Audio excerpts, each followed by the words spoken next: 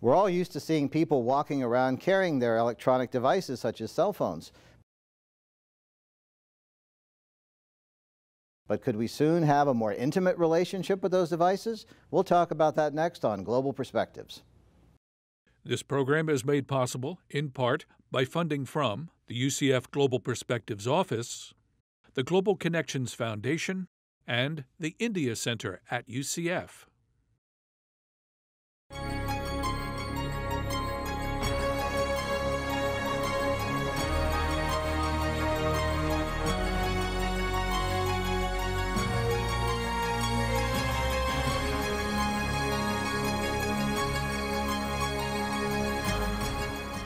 This is Global Perspectives with Pulitzer Prize-winning commentator John Bercia, Special Assistant to the President for Global Perspectives at the University of Central Florida. Hello and welcome to Global Perspectives. In the last few decades, the Internet has grown from linking a few experts in labs to connecting all of humanity through computers and mobile devices. The information era does not stand still, though. What could be next? For example, could machines be embedded in people? Today's guest, Ayesha Khanna, will help us understand these and other ideas in what some call the hybrid age, a new era in human technology interaction, which liberates, constrains, and fundamentally changes the way people live and societies operate. Khanna is the author of Hybrid Reality, Preparing for the Age of Human Technology Coevolution. She is also the founder and co-director of the Hybrid Reality Institute, a think tank focusing on the intersection of technology trends, data intelligence, and geopolitics. Welcome to the show, Ms. Khanna. Thank you for having me here. What is all this conversation about hybrid age, hybrid realities, hybrid possibilities? For the uninitiated, what does this mean? Well, the hybrid age I like to think of as the fifth era of human technology interaction. So we go all the way back to all the different eras that have spawned every time technology has changed, right from the Stone Age to when we started crop cultivation in the Agrarian Age, all the way through the Industrial Age with steam power and other technologies, and then the Information Age, where most of us think we still are at with the dawn of the World Wide Web in 1989, and before that, the personal computer. We are now entering another era when technology is fundamentally changing. And whenever it changes the way that our economy works and our society works. And this new age we're calling the hybrid age. And essentially technology is changing in four ways. It's becoming ubiquitous, intelligent, social, and integrated. Maybe could you put that into everyday language so that the average viewer could grasp and maybe give us something tangible to show what that means? Absolutely. So let's think about the four characteristics that I just talked about. So the first is ubiquitous. We have technology every day in our lives in the form of gadgets, discrete objects like the mobile phone or the laptop. But really imagine if technology was embedded in every aspect of our lives, every part of the built environment, in the form of very small, almost invisible sensors that can collect data and also return data and exchange it with each other. They could even be embedded in our own bodies. Take the example of Proteus Biotech, which actually produced a small pill which you can take, and when you have taken and ingested it, the sensor on it informs via email your child or your granddaughter that you have taken your medication. So that's an example of a very almost invisible-like sensor or computer that will be ubiquitous in our environment. The second thing is it's becoming intelligent. Now we are used to adding knowledge and using computers for decision support and basically for processing and exchanging information. But now we're going to see them emerge much more as intelligent advisors and in fact autonomously taking decisions according to our preferences that they keep in everyday life. And the most, I think, recent example of this is Siri, which is the assistant in the iPhone. It's not very sophisticated, but that's just the beginning of a helper artifact or intelligence that uses minimal low-level intelligence that far surpasses what we've seen before. The third thing then is that it's becoming integrated. And what I mean by integrated is that different forms of technology, which include the sciences, really technology with a big T, are becoming integrated. So biology is integrating with mechanical engineering and electronics to make biomechatronics. And that is the field that is responsible for creating some of the most advanced prosthetics in the world. So when sciences now and technologies come together in such unprecedented ways, we're just going to see a proliferation of unexpected products and services emerge from them. And finally, technology is taking on a human face. Our interaction with it at the moment is quite artificial. But imagine if we talk to all computers through voice and gestures. And in fact, they were not just blank computer screens, but were in the form of cute little robots or in the form of avatars. And there's a seal called Paro. It's a furry white seal, and it has a little bit of intelligence in it, and people in old people's home really respond to it and actually form social relationships with it. This is unprecedented in our, with stone tools, obviously we had no relationship. So this is very, very unexpected, and it will fundamentally change things. I'm still thinking about the pill and what would be involved, and I'm guessing, thinking back to the old Cold War espionage days when people swallowed transmitters and things, but here we're talking about technology that is so tiny, it probably wouldn't even be disruptive at all to the system. No, it would not. It would actually be just coated on the pill, it would be ingested, and it would not in any way have any negative effect on the body itself. And I think that coming back to espionage, I think that that's a very interesting point that you raised, because one of the big things that we need to be concerned about in the hybrid age is there's this proliferation of intelligence and information, but who owns it? Who controls it? Is it corporations? Is it governments? We have to look within ourselves and become almost activist in our relationship with technology and force those who create and design technologies for us to be transparent on how they're using it. Because this could fundamentally change the way we view everything, including human rights. Absolutely. Absolutely. I mean, I personally think that access to technology and access to information is a human right.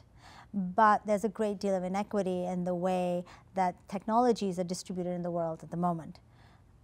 We will see a change in this, because as technologies become more modular and as the cost of computer storage becomes cheaper, it'll be easier for people in Africa and South Asia and other poor countries to access information over the mobile phones.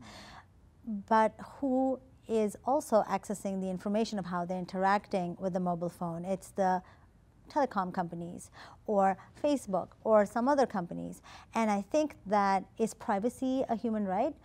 People increasingly think that we would have to pay for that right. So I think what we're seeing now is the emergence of a new social contract. And the problem with this new social contract is that it is not being put to vote. It is happening in very insidious and very silent ways. And part of what we do at the Institute is celebrate technology, but also encourage people to make informed decisions and to be aware of the pitfalls of this age of rapid and accelerating technological evolution. How does it work generation to generation? Because I'm thinking, I've been using computers and communicating by email since the early 1980s, long before a lot of other people did on intranets.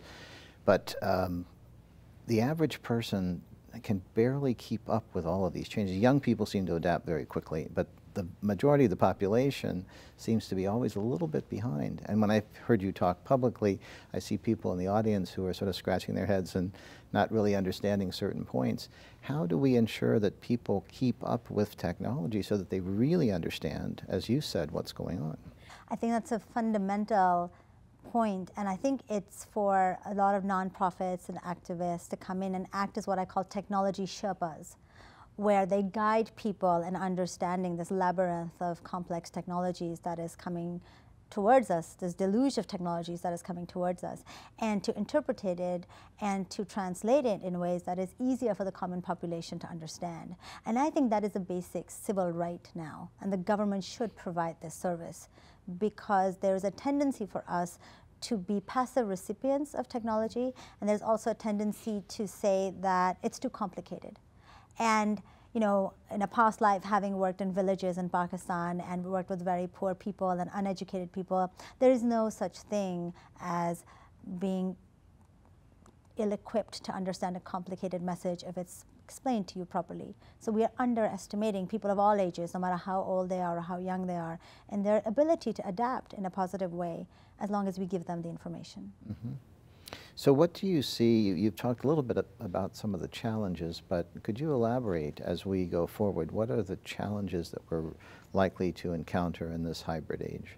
Well, I think one of the challenges that we'll see, especially in the sphere of biotech, is that there are some advances and enhancements, such as, for instance, outfitting oneself with nootropics or drugs that make you cognitively much more superior than your classmates or colleagues, that are only possible either in countries that allow commercialization of those drugs. So in a place like US, where it takes $1 billion and 10 years to bring a therapy to market, we may never have these drugs on the market.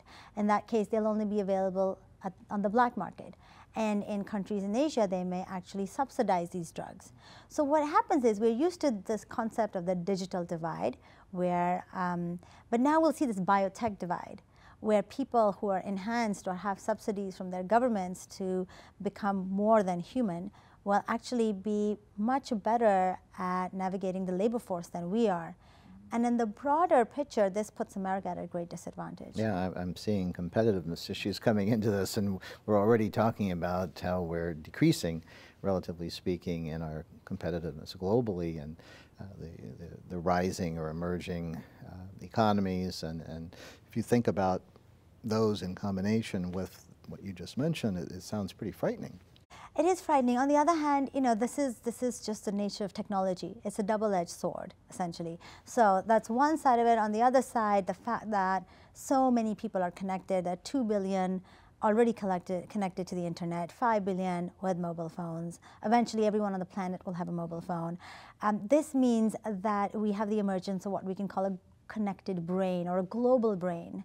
And with the profusion of education facilities that are provided free online, like Audacity or the Khan Academy, we have many more people from poorer countries that haven't had access to education now able to participate in the search for solving the grand challenges of the 21st century, like poverty, like climate change. So I think that the point here is not to be excessively frightened or to be excessively utopian, but to understand that the march of technology has begun, it's different, and we have to harness it in ways that are informed.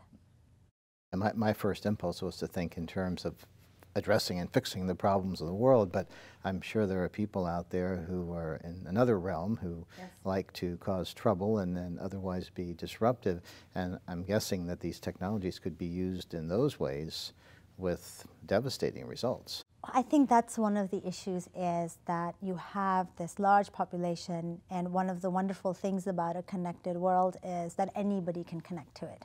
But this means that even those characters who are evil or dictators or are hackers or cyber thieves, that means they also have easy accessibility to all these wonderful digital education modules or other kinds of bio modules. And we have to find ways to keep them at bay. And it's going to be a big challenge for us as we go on in the century to be able to do that. And how do you deal with countries that have a political system that is authoritarian, that can actually orchestrate all of these things, use the technology because it doesn't have the system we have here that requires so many years for it to be considered? And if this is a rising economy with resources, it could become a really potent force globally. No, absolutely, and I think the state sponsorship of technology is a whole new angle on which we have to see geopolitics and geoeconomics. In fact, if you look at the geostrategy of any country, it really now has 3 pillars. Geoeconomics, geopolitics we're used to from the 19th and 20th century, but in the 21st century we have to think, what is a geotechnical strategy and what are its implications? And so in terms of the East Asian countries or even the resource-rich countries of the Middle East, we are seeing now that they're investing large amounts of money in attracting the best talent in the sciences and technology. And what are they going to do with this? Part of the answer is they're going to build their manufacturing bases. They're going to increase their exports. but they might do other things with it also, such as create better military tools, or even, like I said, subsidize genetic enhancements for their population. So it's going to look like a very different world on the global scale. And I think that this is something that we all need to take into account now. It seems that it also will pose a major challenge for education, especially in the United States. We're already talking about the inadequacies of what we offer relative to the rest of the world, and how can we do it better? We have a wonderful world-class, especially college and university level educational system here, but you have to keep the content and the approaches and everything current so that we are aware of what's going on in competitiveness and competitive. But what would you say needs to be done in the education setting to enhance the skills that our young people are acquiring so that they will go out into the workforce and be able to compete? Well, I think we need to go back to Seymour Papert, who was at MIT, and really think about the philosophy of education. Because now we have a lot of MIT, Stanford, a lot of other companies like Udacity, which was started by Stanford Professor Sebastian Thrun, that are offering incredible free courses online. But really what we need to think about is, in this age, it's not only about getting instruction, it's about the construction of knowledge. So we need to change our approach entirely from instruction to construction. And the person who thinks about it best is actually Salman Khan, who has the Khan Academy. And essentially what he's talked about is what he calls flipping the school system, where he says that all of us should actually use computers and technology to get education modules online at home. And then when we require specific mentorship, and when we want to create new forms of knowledge or new objects or engineer new kinds of buildings or whatever it may be, we should use mentors, the technology, and teachers at that point to help us, which is kind of, we do the reverse. We go and we sit and we listen to lectures and we struggle on our own. Most of us don't do necessarily, collaborative work. So I think if we are able to change this, we'll find Americans have a great advantage because we are very creative and innovative thinkers. And if we can pool the resources together, both of our teachers and of our peer and our students, then we'll be actually in a much better position to go onto the global labor force as compared to others who are not, who are just the recipients, again, passively of new forms of instruction. How do you personally stay abreast of what's going on? Because you're sort of in the eye of the storm, you're studying the phenomenon, and that's changing rapidly all around you as you move forward. How do you stay current and actually a little bit ahead of the discussion? Well, there are three things. One, I mean, there's a lot of information now online, and there's some fantastic resources available. And this has become something that almost all major newspapers and other magazines cover, which is technology. We stay a little bit ahead because we keep in close touch with all the academic research labs in major universities in Europe, Asia, and America. But even that eventually, and I'm pleased to say, comes to the mass media. And the third thing that we do is we travel extensively. And that's important not only because we have face-to-face conversations with a lot of the people and we're able to see the prototypes that are being built, but that we are also able to travel to countries where they're being used experimentally, such as in Japan, for instance, where human-robot interaction and relationships are very much the norm in some respects. I was going to say, if you could give us an example of without the specifics, of a place you visited where you were involved in an experiment or an application or something that our readers or viewers might find interesting. And as I mentioned, I'll just mention Japan again. I mean, it's really fascinating how Japan gives us a model society, both in terms of what the future will be like in terms of our relationship with artificial agents, but also what we can learn about what not to do. So you have such examples of people feeling very, very comfortable coming home and talking to their avatars and even marrying their avatars, or computer games, apart from whether it's healthy or not healthy. It's a question of what kind of society that leads to. And I think that over there we see also that they don't consider them that different from humans.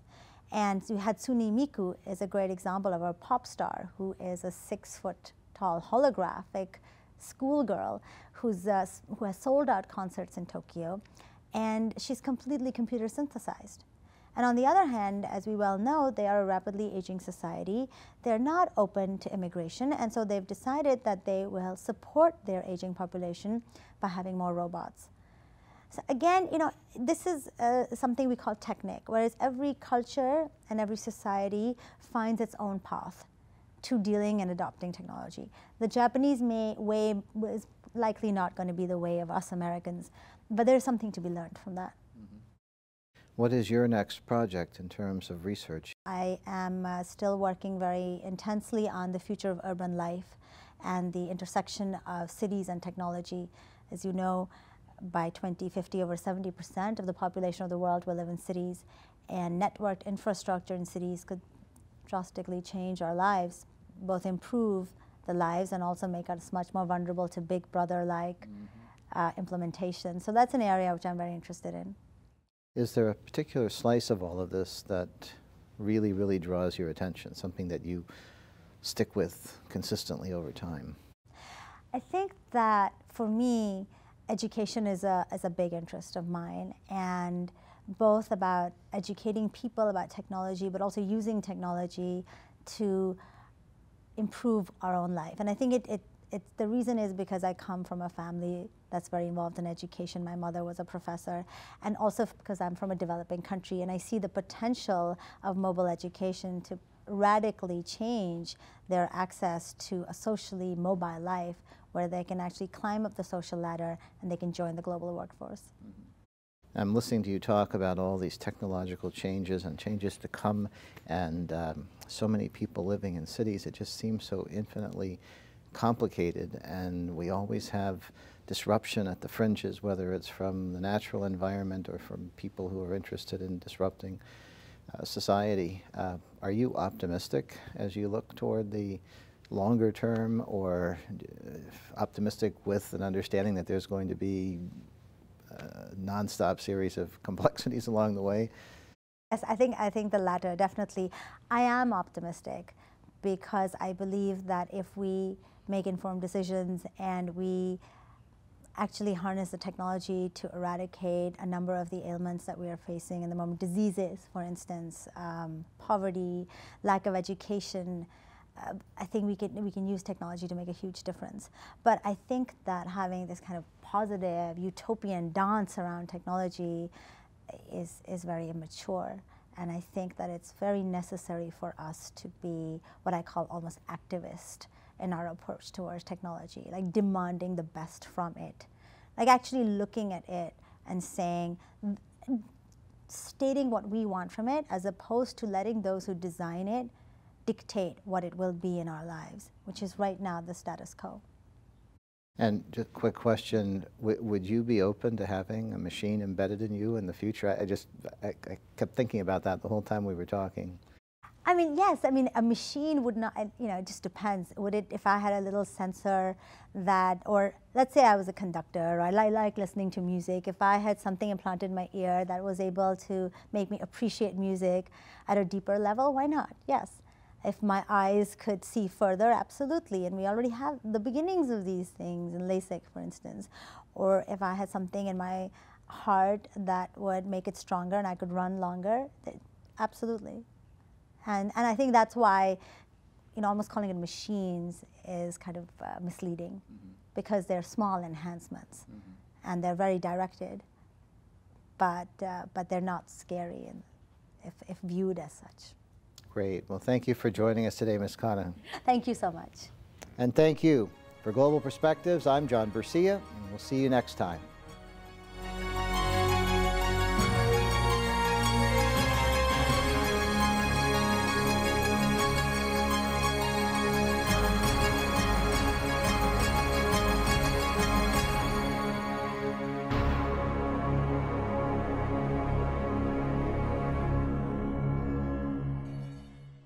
This program is made possible, in part, by funding from the UCF Global Perspectives Office, the Global Connections Foundation, and the India Center at UCF.